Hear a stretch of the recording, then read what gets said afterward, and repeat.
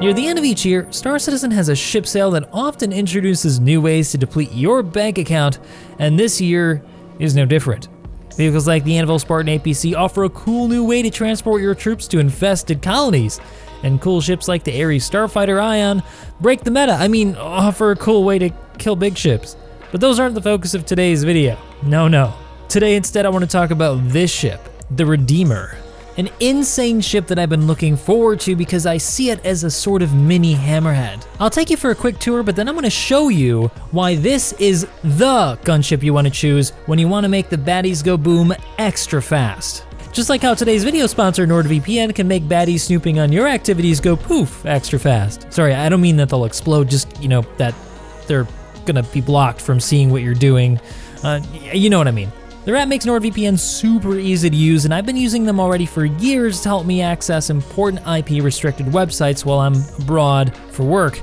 And of course, I can also watch shows that I wouldn't otherwise be able to because they're not available outside the US. So if you're looking for a reliable VPN and also want to support my channel, head on over to nordvpn.com/morphologist or click on the link in the description below to get a huge discount on a 2-year plan plus an extra month free. And hey, if it's not for you, you can always get your money back with their 30-day money-back guarantee.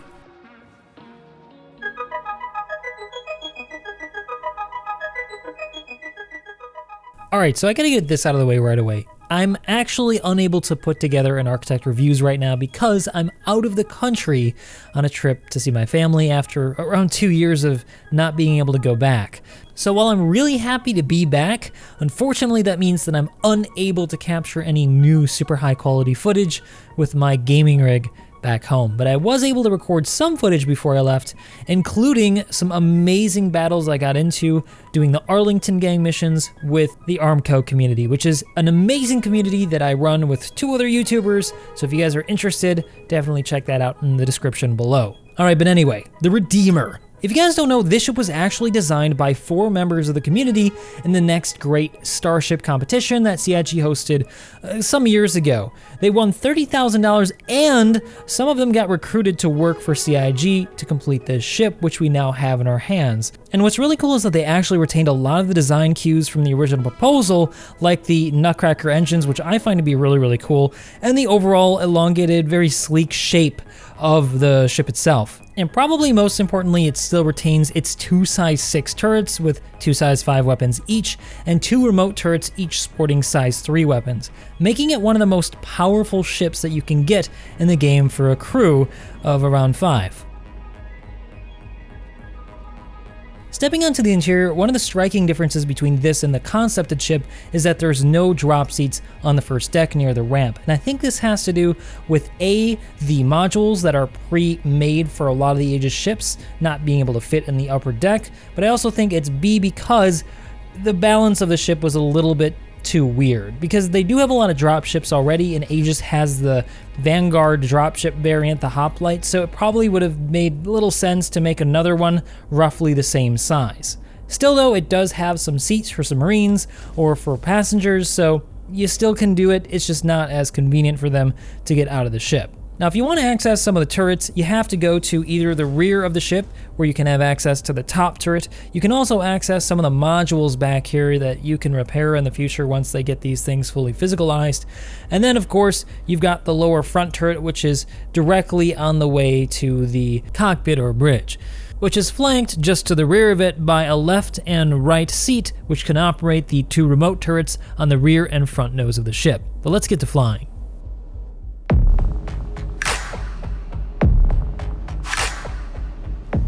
So if you were curious, the Redeemer handles about just as well as you would have expected. While the Redeemer has a lot of thrust to be able to get you from point A to B pretty quickly, you're not going to be able to turn super well. Ultimately, it's a heavily armored gunship, and it's going to behave that way. And I'm glad that CIG made it so, because it's already pretty OP when you've got it fully manned. If it were pretty good by itself with no gunners, that would be unfortunate for its balance.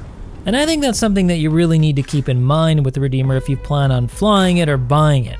It's a ship that requires a crew. If you fly it on your own, you're likely just to get yourself killed or not to be very effective in any fight. What you're probably curious about is just how effective it is when it's fully manned. Well, here's our first target in the Arlington Gang mission, which eventually leads to an Idris.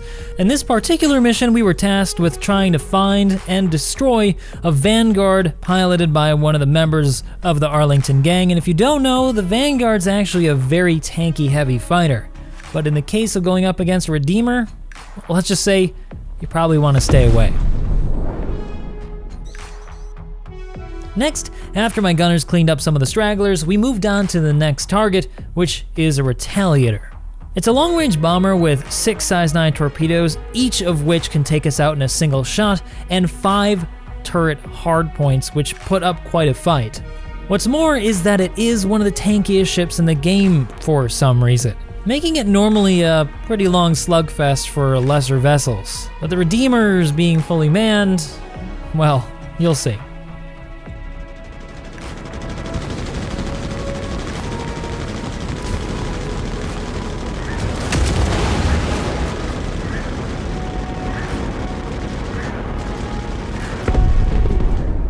Also, yes, I did just hit myself with my own size 3 missiles. I think this is a latency issue because I usually run with over a 200 ping, living in Taiwan. But when you can use the missiles, they're pretty freaking effective. Which was exactly what I needed to soften up our next target, the Hammerhead. Things are stepping up here, and this is the other big heavy gunship in the Star Citizen universe. Normally we wouldn't stand a chance, but with 2 of these things going up against a single Hammerhead, well, unfortunately, the Queen of the Black's been dethroned this time around. But finally, it's time for the main event, the Idris, which is a massive capital ship with a keel-mounted size 10 railgun capable of taking us out in a single shot. Luckily, we caught it with its pants down just a bit here because its shields weren't fully charged, but still, check out just how fast we take this thing out.